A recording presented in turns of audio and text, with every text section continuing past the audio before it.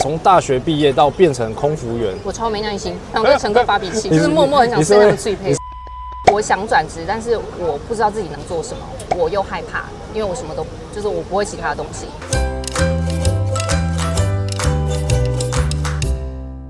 好，各位大家好，欢迎收看德意志雷本。今天呢，我来到了瑞士的 Lucerne。那为什么来这个城市呢？因为我有个朋友，他正在数位游牧当中。然后，所以我想说来这边拦截他。很特别的是，在他原本的职业呢，是大家人人羡慕，可以环游世界的空服员。那现在呢，他转职成比较静态工作的 UI/UX 设计师。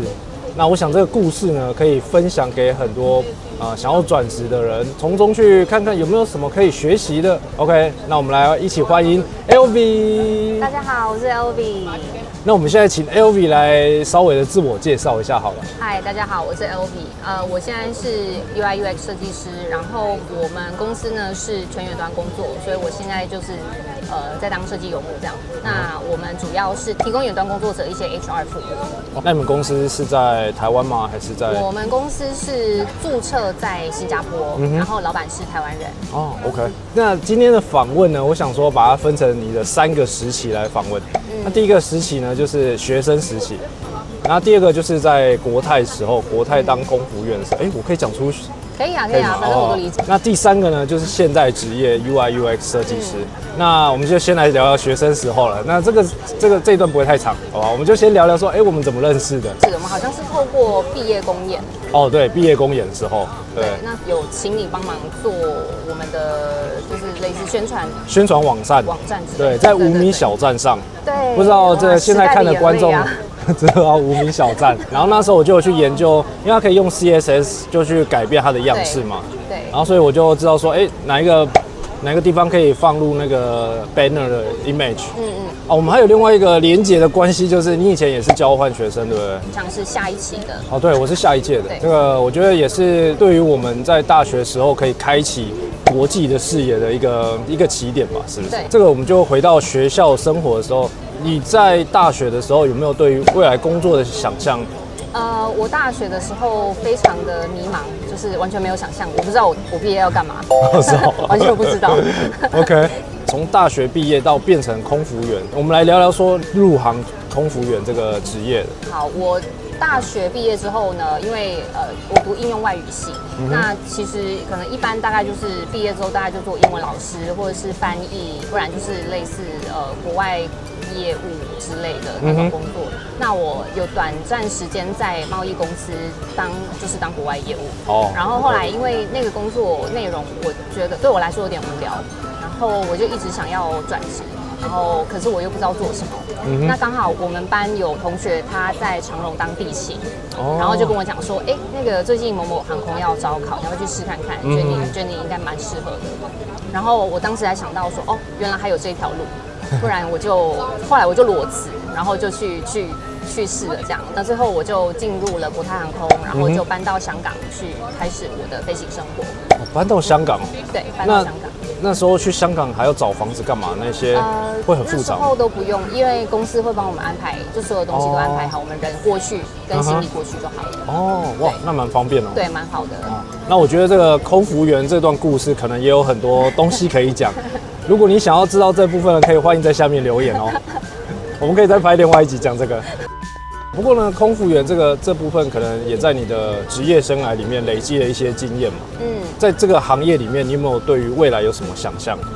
我刚开始飞的2-3年，一直很喜欢，就是很喜欢飞行，就是当空服员，我以为我会做一辈子。但是后来就是我发现自己越来越没有热情，然后在工作当中找不到成就感，所以就后来其实一直想转职。然后我的最后转职的契机，应该说最后一根稻草，算是 COVID。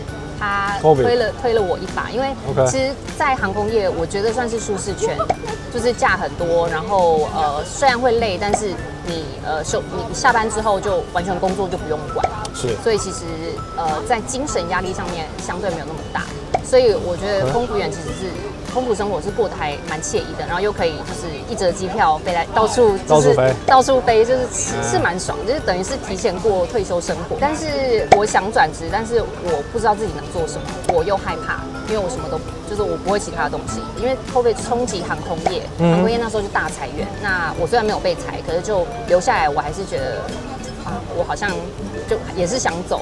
然后我刚好在那时候呢申请了10个月的无薪假。我拿到那10个月无薪假，其实我不知道干嘛，只是因为我自己本身喜欢画画，所以我就当时就是买了一些线上课程，然后就边看学一些画画的东西。后来呢，不知道为什么那些社群平台开始打一些设计类的广告给我，设计类的课程是。然后我就想说，我就有一天看到 UI UX， 然后想说，这什么东西啊？就是好像就没有听过，所以就好奇看了一下那个 UI UX 的课程，然后就发现，这还蛮有趣的。OK。可是我当下没有买那个课程，我就是开始自己先各种 Google 爬文啊，然后看 YT 影片，了解一下 UI UX 是什么东西。后来越看越有兴趣，然后就开始买了书，然后买完书之后呢，接着就开始买一些线上的课程了，然后就越来越认真，就开始做作品，然后边学边做作品。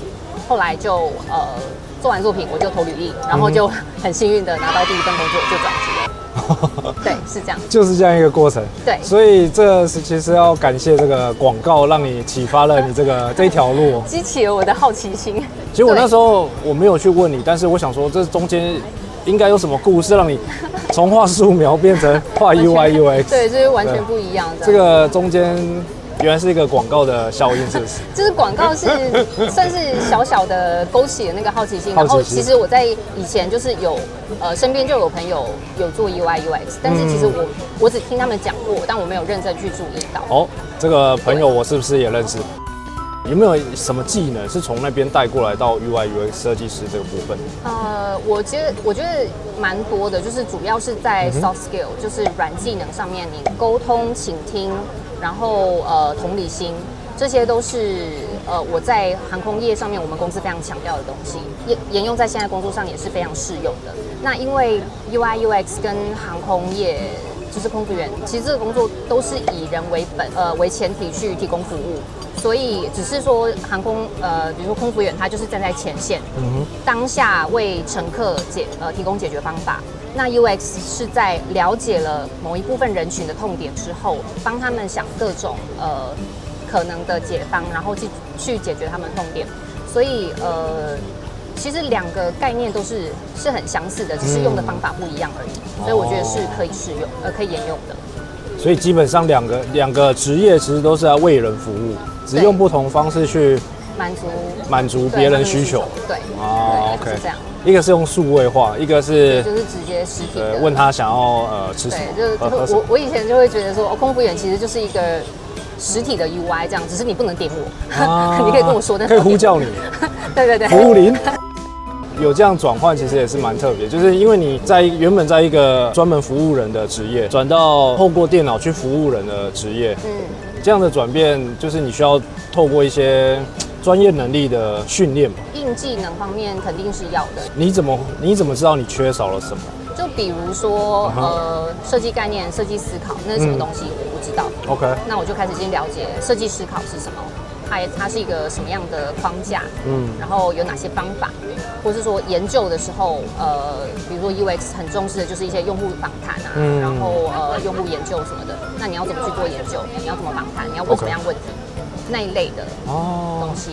对，那当然就是转变成设计师的思考，对不对 ？OK。那你有特别花时间去学一些除了思想上的，还有一些工具吧？有。工具的话，我自己是强力推荐 UI 设计师的好朋友 Figma。Figma 对，很多人是用 Adobe XD 或者是 Sketch， 但是因为 Sketch 它只有在 Mac 上面可以用，然后而且它每年好像还是每个月都要缴钱。然后 Figma 的话，它就是免费嘛，而且它就是不是只有桌面软体，你直接在 Web 上面也可以使用。然后又免费，就是大部分功能免费，这样很方便了。界面也非常好上手，然后它的有各种插件，还有它的 community， 就是有很多其他设计师或工程师都会在上面，就是做一些外挂，然后让那个软体功能更强大。OK， 所以我觉得 Figma 就是非常非常好用。我在前期的设计前期规划的时候，规划每个功能的时候，我就会用 Miro 或是 FigJam，他们就是一个线上的白板软体。那基本上就是我会把所有我收集到的资料放在上面，然后去做一些分类啊、整理。所以或是说跟同事讨论的时候，也都会用 FigJam， 就是或是 Miro 啊，就是线上白板软体这样来做讨论。那当然，其实最好的还是纸笔，还有便利贴。实体的纸笔跟便利贴，OK， 就是如果是面对面讨论的时候，直接这样子写出来画，就把 idea 写下来，贴起来这样。对，而且这样就比较有一种真的在手做的感觉。那我们可以聊一下，说你现在已经踏入这一行2年多了，对，你最印象深刻的一个 project 吗？我最印象深刻的 project 应该是去年10月的时候，我也在瑞士，然后我去参加了一个设计黑客松。然后当时呢，我要跟其他陌生的队友组队参加，然后解决一个挑战。那个挑战是我们要在1天半以内提出，就是做出一个产品原型，然后上台做 pitch， 就是 presentation 这样。然后我们当时拿到的题目呢，它是由 Meta 出的挑战。Meta 对，是 Facebook 的那个 Meta 吗？对，是的。OK， 就是他们出的那个挑战呢，因为他们是赞助单位之一，然后我们抽到那个挑战，因为是抽签，然后我们抽到那个挑战就是如何运用 AR、VR 元宇宙技术解决当今 STEM 领域的男女比例失衡问题。有点像主客博想问的。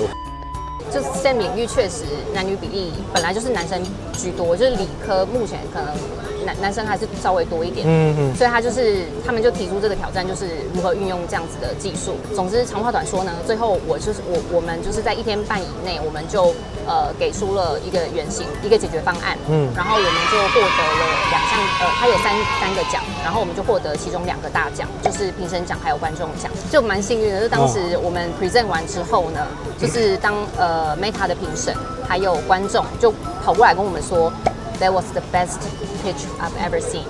You guys are amazing. 然后我就觉得，其实现在想起来，我还是心情蛮激动的，好像受到肯定的感觉。是，对，就是好像终于可以衡量我自己的能力了。对，就是一个阶段性的一个成就感。对，一个里程碑这样。那这个是每年都会举办的吗？还是每年都会有啊？他们 VR 可能持续还是有问题，可以丢出来。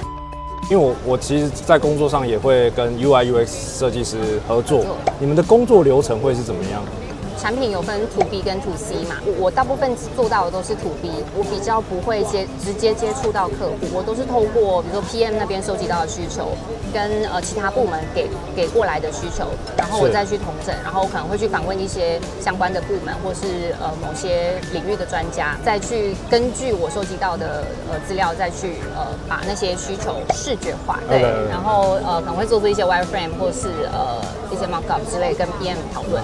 然后最后再做出原型，然后再给工程师做开发。这整个流程会很花时间吗？有一些如果是现有的功能，只是要做优化，那也是要看它的 scope 有多大。我们要就是有新的功能，也有优化的功能。对的任务这样。对。哦，那你平常工作也是用 Scrum 吗？对，我们都是跑 Scrum， 也是用 Scrum。对，然后我们就是两个星期一个 sprint 这样子。啊 ，OK。对。你有没有觉得之前航空业转职到 UI/UX 以后，你有什么样的成长？我就说收获好了，有内部跟外部的收获。内部收获就是我自己变得比较有自信。因为以前我会觉得自己好像没有一个让我觉得骄傲的专业技能。那现在是我觉得我现在拥有这个技能是可以让我在世界各地需要数位产业的地方生存，因为我平常会去参加一些工作坊或是讲座，对。那透过这些工作坊跟讲座，我就会认识其他业界的朋友，然后就会认识很多很厉害的、很优秀的设计师、工程师、PM、产品人就对了。然后从他们身上，我就是可以知道自己还有哪里缺失。然后就有一个方向可以去调整，说好，我接下来可以往哪个地方再优化，就我把自己当成产品迭代这样子。那你从空服员转到 UX 设计师这个领域啊，在工作中获得一些成就感，就是有办法把一些模糊的需求，最后把它具象化，让它更清晰。然后大家很多人他们要在看到东西之后才知道，自己要的是什么，就是说这个就是我说的，这个就是我不要这个，我有办法当成那个沟通的桥梁。有时候会一个状况是先做出来以后再一直改，对，改成很多都是这样，不可能第一次做好就好了。哦，其实你在空服员的时候应该就磨练你的耐心了吧？所以到设计产业，这个耐心应该不是什么问题了吧？我超没耐心，你超没耐心啊！我很常对乘客发脾气。哦，真的吗？就是默默很想跟他们脆配。我是会，这个我们下一集再讲。我是会哦，你是会是不是？对，就是要教育一下这样。我是很愿意就是沟通啊，所以现在遇到的人，我觉得他们所谓烦的程度都是可以接受的范围，都可以接受。对，哦，哇，这个透过航空业磨练出来的耐心，不是一般人可以了解的。因为我本身脾气就不太好哦，虽然我是天秤座，但是我脾气不太好。然后就是我常就是会被乘客惹到，我就很想推餐车冲撞他们。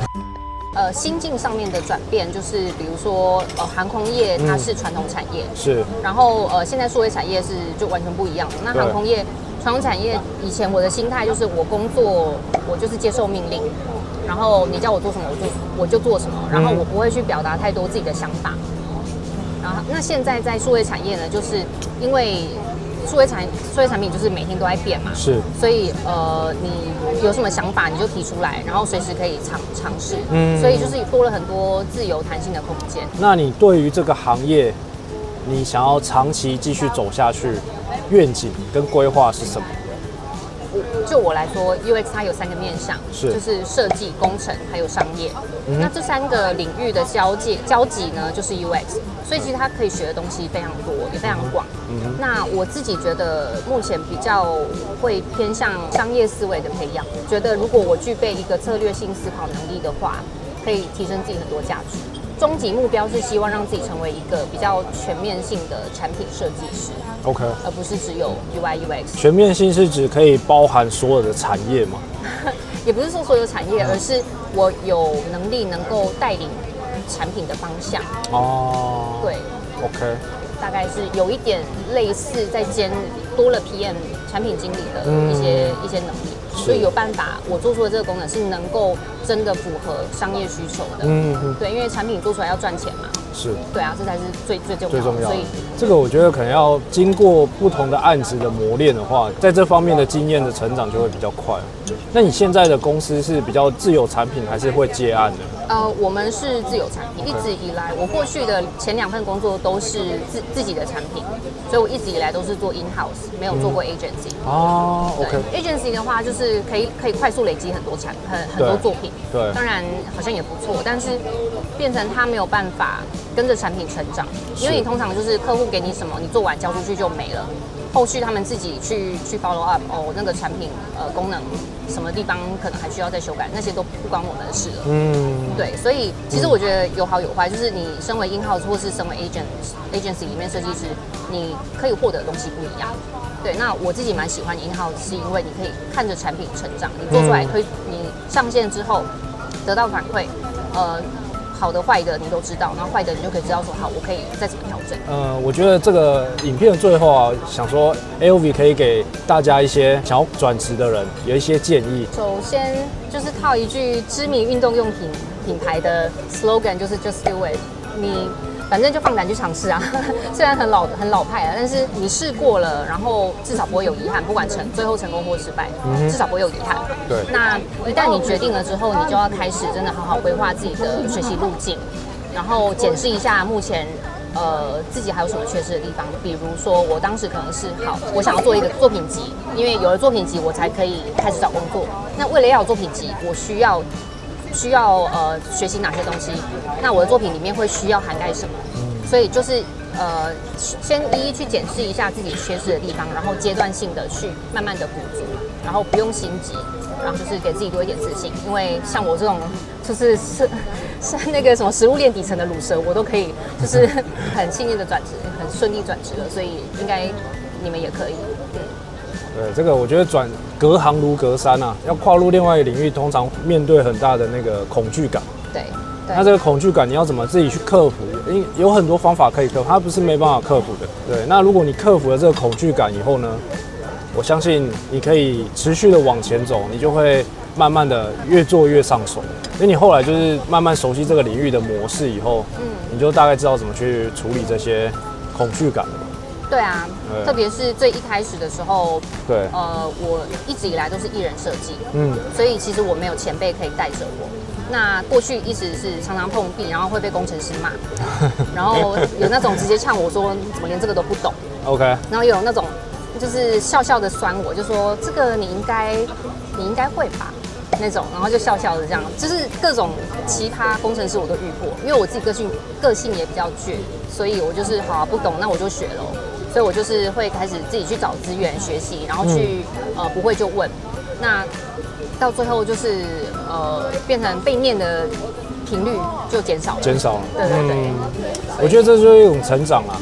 刚开始跨入一个领域的时候，你也不要说很害羞的去发问，我觉得发问其实是一个很快得到答案的方式，但是说你问太多，人家也会烦嘛。所以有时候也是要适时的去自我找到答案，然后真的找不到答案的时候再去问。这样。通常我在问的时候，我都是会说，我现在碰到某个问题，然后我试过什么样的方法，但是不成功。OK。所以那我还有什么样的解决方法可以做？就是我觉得这样很好。对，就是先让在发问前自己先做过功课，让对方知道说我已经尝试过，但是失败。不是直接问。对，不是直接问。不是直接问。对。我觉得这样很好。我觉得跨入数位领域啊，会遇到很多问题，因为我们人对电脑其实不是所有东西都懂。我觉得很多工程师或者是一些数位领域的工作者，他们会很乐于在网络上去写一些文章，然后把他们走过的经验分享给大家。前人留下来的经验，我们后人其实都可以去做参考。那我想今天的访问呢，就差不多到这里。感谢 LV 的分享。那如果你喜欢今天的分享呢，记得帮我按个赞。那订阅就不会错过未来的更多的访问哦。如果你想要看空服员的故事分享，欢迎在下面留言。就是默默很想分享脆配。觉得这支影片呢，很适合分享给你正要转职的朋友。他们如果要跨入另外一个领域，特别是 UI/UX 领域，或遇到了一些困难，可以给他们看看这支影片。访问就到这里咯，我们下一支影片见，拜拜。